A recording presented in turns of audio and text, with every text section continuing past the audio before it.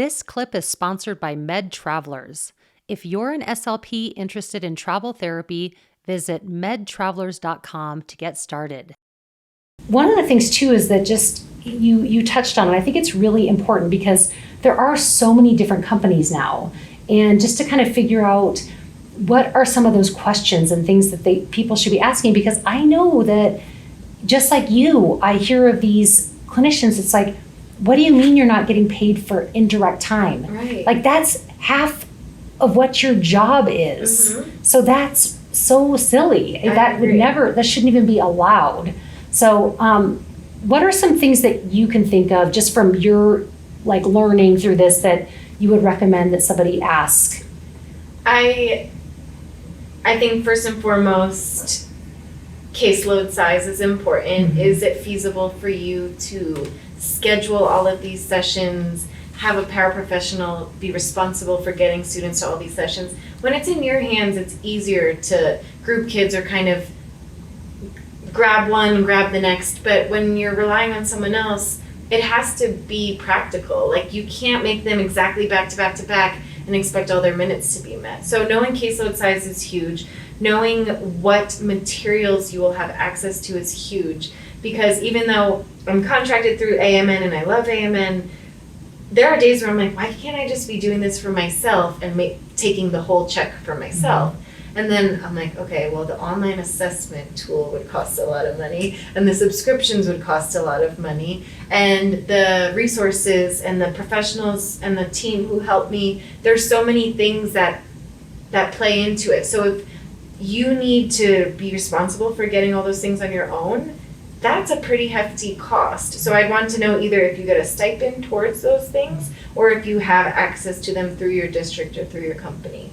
I think being paid for the full day is important, whether it's a day that you are treating all day long, like today having 13 back-to-back sessions. I had all of those. I want to get paid the same amount, even though it feels like I should get paid more on a day like this. Then on Thursdays, when half my day is scheduled for evaluations and paperwork, because I might not have an eval this Thursday, but I'll have billing from the whole week to do, and I want to be compensated for a part of my job. The therapy is huge, but you also have to write the IEPs and write the evals and do the billing and plan for your sessions, and all of that is what is required to make our job work. So I would want to be paid for the whole time. I think just knowing how communication works with your company and your school is important. Will you have good lines of communication between the district and yourself, or at least the district and your company, so you can have answers right away versus being lost?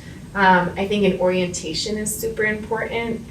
I think maybe having a few days before the school year starts to gather some materials, if you can start before the first day of school, so you're not thrown in and flustered. And just kind of if they provide a laptop or not. I know my district doesn't, so I asked to get at least a stipend towards a laptop that I could designate for my job, and I was granted that, which I was super lucky and happy about. But there's a lot of additional costs that you want to make sure are covered, or at least provided for you, because it is a whole different avenue. When you're out of school, you have access to the tangible tests. Those tests are now online through many different programs. We use Q Global, Q Interactive, and you have to make sure that those are accessible to you. I also think it's important that you ask what your space is like. I think a lot of times people don't know what teletherapy entails, so they put me in a room with 2 other SLPs who are doing sessions, and my kids are in there with their headphones on, and so yeah, the kid is fine, but I'm hearing all the sessions, and it's reverberating because it's through headphones. Yeah, that's a great reminder. Knowing what your space is going to be is super important. And yeah, I think that those are the main points, and you can tailor things as it goes on, but that's something I'd want to know really up front, and then the rest can work itself out, and you can kind of tailor it to how you want to provide your treatment and how you want to schedule your day. That's another thing, how much flexibility you have and how much autonomy you have. Are they going to tell you, you need to see this many students a day? Or can I make my own schedule? I love having an eval block in the middle of my week to kind of break things up if I don't have an evaluation, to have paperwork in the middle of the day and not have to do it all at night or not have to do it early in the morning. So just kind of knowing your role and your independence in this role.